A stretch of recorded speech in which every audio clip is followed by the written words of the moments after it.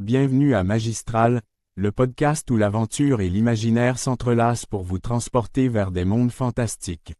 Ici, chaque épisode est une invitation à vous évader dans l'univers grandiose et mystérieux du continent magistral. Je suis votre hôte, et aujourd'hui, nous vous proposons une lecture unique d'un roman écrit à 4 mains, par l'auteur Cuillère et l'intelligence artificielle ChatGPT.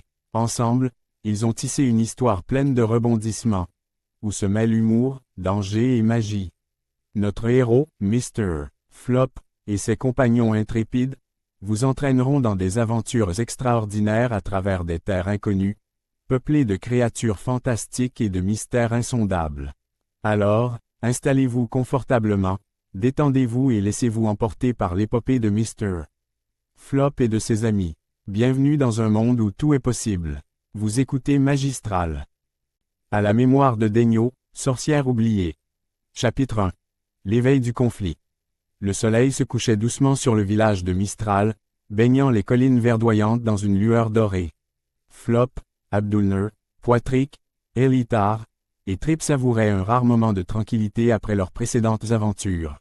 Les villageois vaquaient à leurs occupations. La troupe de théâtre de Marion répétait une nouvelle pièce, et Mr. Suricate courait joyeusement à travers les rues. Mais cette paix n'allait pas durer. Alors qu'ils partageaient un repas sous un grand chêne, Mr. Saliba, l'oracle du village, arriva en courant. Ses yeux étaient grands ouverts, ses gestes précipités, signe que quelque chose d'important se passait.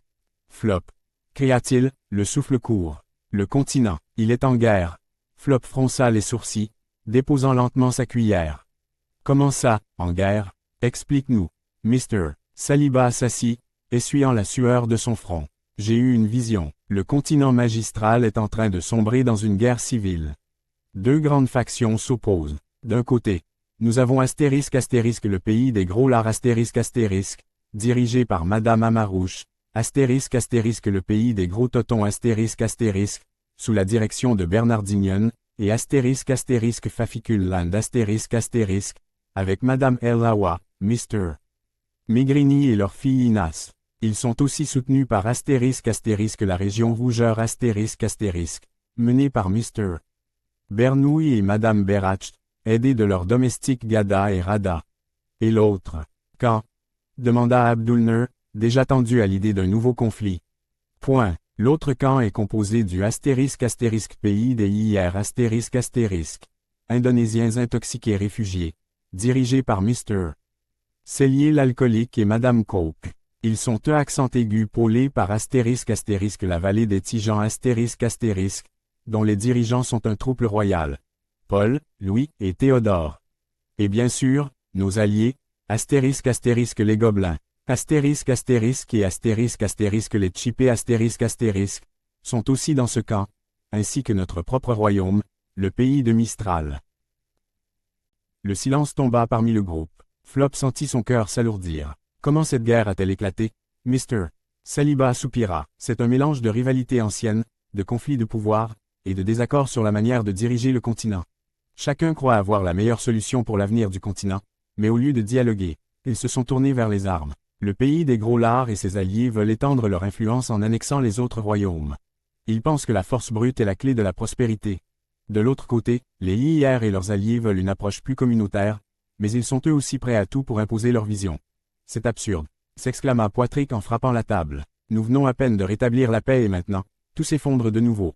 Elitar, toujours plus calme, hocha la tête. Nous devons intervenir avant que cette guerre ne consume tout le continent. Flop se leva, déterminé. Nous n'avons pas le choix. Il faut éviter que cette guerre ne détruise tout. C'est pourquoi nous avons lutté. Nous devons réunir des informations, trouver un moyen d'apaiser les tensions, et si cela échoue, préparer nos défenses.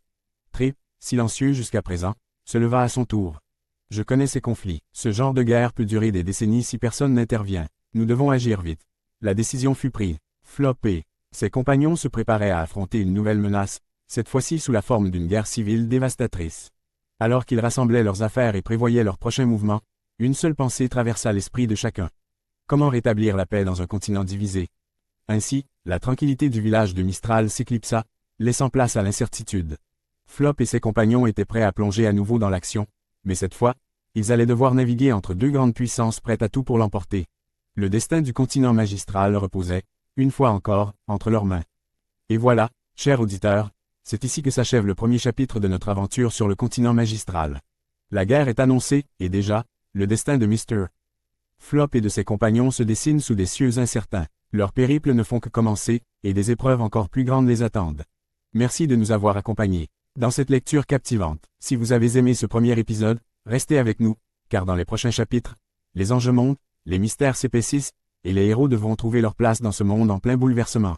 N'oubliez pas de vous abonner à Magistral pour ne manquer aucun épisode. Je vous donne rendez-vous très bientôt, pour la suite de l'aventure, où nous découvrirons ce que le destin réserve à nos protagonistes. À très vite, et surtout, que l'imaginaire continue de vous guider. Fin.